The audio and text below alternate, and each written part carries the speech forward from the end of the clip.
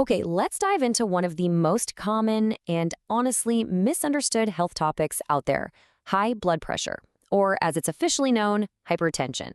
We're going to break it all down in the next few minutes. So, to get us started, just think about this number for a second. Roughly 1 in 3 adults around the world has high blood pressure. But here's the really wild part: a huge number of them have no idea. And that right there is the real danger, and exactly why we need to talk about this. So, what even is blood pressure? Well, it's pretty simple actually. It's just the force of your blood as it pushes against the walls of your arteries. The best way to picture it is to think about the plumbing in your house. You need some pressure to get water to flow, right? Same thing with your body. You need enough pressure to get blood everywhere it needs to go, but not so much that you start damaging the pipes. But what happens when that pressure is consistently too high? Well, that's when it crosses over into a medical condition we call hypertension. And, it's got this reputation for being really serious, but also really sneaky. It's often called the silent killer, and that's not just for dramatic effect.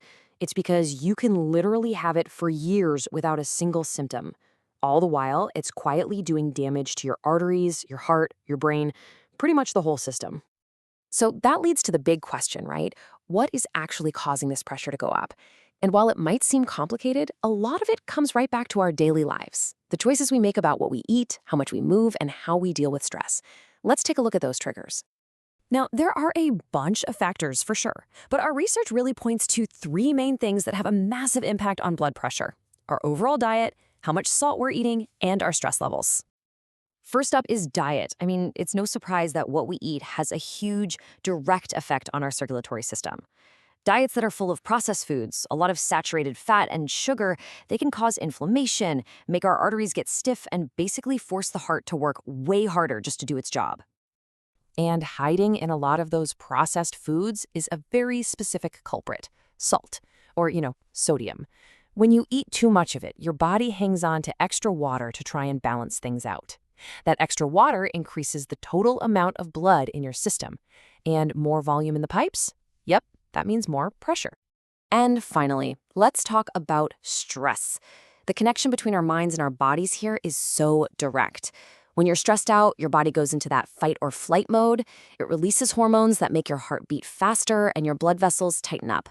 Now, a little stress here and there is totally normal, but when it's chronic, when it's all the time, that can keep your blood pressure high pretty much constantly. Okay, so we've laid out the problem, but here is the fantastic news. The solution is absolutely within our control. Managing this isn't about some huge, drastic change. It's all about making smarter, consistent choices. So let's look at the action plan. Here we go. It's a simple 4-step plan.